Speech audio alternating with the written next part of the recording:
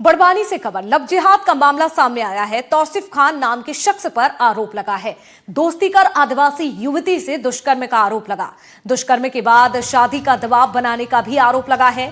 आरोपी की social media के जरिए दोस्ती हुई थी। पुलिस ने आरोपी तौसीफ को गिरफ्तार कर लिया है। बड़ी जानकारी सामने आ रही है, गिरफ्तारी हो चुकी है। दुष्कर्म और इसके साथ ही आपको जानकारी दे दें, SC/ST एक्ट के तहत केस दर्ज हुआ। धार्मिक स्वतंत्रता अधिनियम के तहत केस दर्ज किया गया है। फिलहाल आपको बता दें, जानकारी जुटाई जा रही है और जांच की जा रही है। तो लगातार लव जिहाद की घटनाएं बढ़ती जा रही हैं। बालिका को एक मुस्लिम समुदाय के लड़का है तौसीफ, पिता नौशाद खान, उसने पहले उससे इंस्टाग्राम पे संपर्क बनाया था, जान पहचान हुई थी। उसके बाद उसको बहला फुसला के उसको लेकर गया देवास, उसके साथ जबरन दुष्कर्म किया है। वो उसको जानते हुए उसके साथ दुष्कर्म करके शादी बनाने का दबाव बना रहा था और बता रहा था कि तुमको बुर्का पहनना पड़ेगा, नमाज पढ़ना पड़ेगी, मुस्लिम धर्म अपनाना पड़ेगा, इस प्रकार के बोल रहा था। उसकी रिपोर्ट में हमने दुष्कर्म, SC/ST एक्ट और धर्मांतरण, धार्मिक स्वतंत्रता अधिनियम के तहत हमने अपराध पंजीबद्ध किया है और आरोपी को भी राउंड अप कर लिया है। तो देखिए, पुलिस की ओर से ये पूरी जानकारी दी गई है, जिस तरह से कार्रवाई हुई। मुनाफ अली हमारे सहयोगी बड़वानी से जुड़ चुके हैं। मुनाफ, हैरान कर देने वाली ये घटना है, लव जिहाद। देखिए, अब बड़वानी में भी इस तरह की घटनाएं सामने आ रही हैं। फिलहाल तो बताइए, कैसे आरोपी की गिरफ्तारी हुई और कैसे खुलासा हुआ इस पूरी घटना का? जी, मैं बता दूं कि ये पहले तो इस आदिवासी लड़की से तौसीफ नाम के युवक ने इंस्टाग्राम पे दोस्ती की, उसको प्रेम जाल में फंसाया और उसे देवास लेके चले गया, जहां पर उसने पहले तो अपने हवस का शिकार बनाया और उसके बाद दबाव बनाने लगा शादी का और धर्म परिवर्तन का भी दबाव बनाने लगा। जब उसके परिजनों और कई अन्य संगठनों ने थाने पर जाकर ज्ञापन दिया, आवेदन दिया, उसके बाद पुलिस भी हरकत में आई और तलाशी शुरू कर दी आरोपी की। और जब पूछताछ के दौरान इसका पता देवास में कहीं पता चला है और कल देर रात पुलिस पहुंचकर उसे गिरफ्तार करके लाई और अभी फिलहाल उससे और भी पूछताछ की जा रही है। बिल्कुल, यानी कि अभी भी जांच जारी है। चलिए, शुक्रिया आपका जुड़ने के लिए, जानकारी के लिए मुनाफ। तो तौसीफ खान नाम बताया जा रहा है शख्स का, आरोपी का, जिसे गिरफ्तार कर लिया है। फिलहाल अभी भी पूछताछ की जा रही है।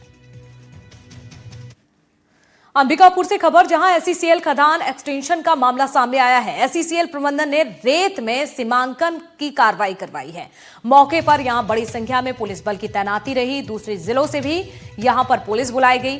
अमेरा कोल खदान के एक्सटेंशन का विरोध किया गया। कल पुलिस और ग्रामीणों में झड़प हुई थी, तो झड़प का ये पूरा मामला सामने आया था। अब ऐसे में देखिए, दूसरी जगह से भी, दूसरे जिलों से भी पुलिस को बुलाना पड़ा। अमेरा कोल खदान के एक्सटेंशन का विरोध यहां पर हुआ था और इसीलिए इस विरोध पर विवाद बढ़ चुका था।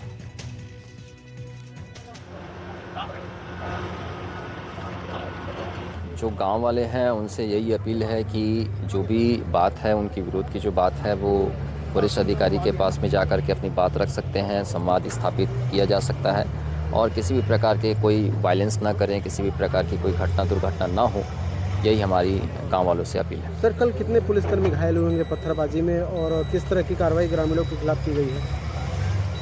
कल करीबन 40 से 50 पुलिस अधिकारी कर्मचारी को चोट लगी है, जिसमें कि हमारे कार्यपालिक मजिस्ट्रेट को भी चोट लगी है और सबका जो है MLC करवाया गया है। आज भी MLC करवाया जाएगा, उनका मुलायजा करवाया जाएगा और उक्त प्रकरण में करीबन 8 से 10 लोगों को जो है वो हिरासत में लिया गया। खजुराहो के विश्व प्रसिद्ध मंदिरों के आसपास हो रही अवैध खुदाई निर्माण अब धरोहर के लिए खतरा बन गई है। सांसद विष्णुदत्त शर्मा ने लोकसभा में सवाल उठाया, अतिक्रमण पर रोक क्यों नहीं लग रही है। तो वहीं मामले पर ASI की ओर से कहा गया है कि 50 से ज्यादा नोटिस दिए गए हैं, लेकिन प्रशासन ने अब तक कोई भी कार्रवाई नहीं की है। तो वहीं मौके पर पहुंचकर हमारे संवाददाता अरविंद कुमार तिवारी ने पूरी खबर बताई है। खजुराहो के मंदिर विश्व धरोहर हैं। इनको देखने के लिए पूरे विश्व के से लोग आते हैं, लेकिन इन धरोहर को सुरक्षित रखने के लिए हमारी सबकी जिम्मेदारी है। लेकिन कुछ दिक्कतें ऐसी आ जाती हैं जिसकी वजह से इस विश्व धरोहर को नुकसान पहुंच रहा है। यहाँ पे आसपास में अवैध खुदाई और अवैध निर्माण और अवैध व्यवसायीकरण के कारण इस मंदिरों में नुकसान पहुँच रहा है। खजुराहो सांसद BD शर्मा ने नियम 377 के तहत लोकसभा में ये बात उठाई है। इसमें कहा गया है कि 2022 में जो कैग की रिपोर्ट आई है उसमें स्पष्ट है कि जो मंदिरों के आसपास अवैध निर्माण अवैध व्यवसायीकरण हो रहा है उसके चलते इस मंदिरों को नुकसान पहुंच रहा है। अब देखना ये होगा कि आने वाले समय में इस रिपोर्ट और लोकसभा में उठाए गए इस सवाल के बाद इसकी क्या स्थिति बनती है। क्या इस प्रकार के जो अतिक्रमण है, जो अवैध व्यवसायीकरण है, वो रोका जा सकता है या नहीं, ये तो प्रशासन जाने। लेकिन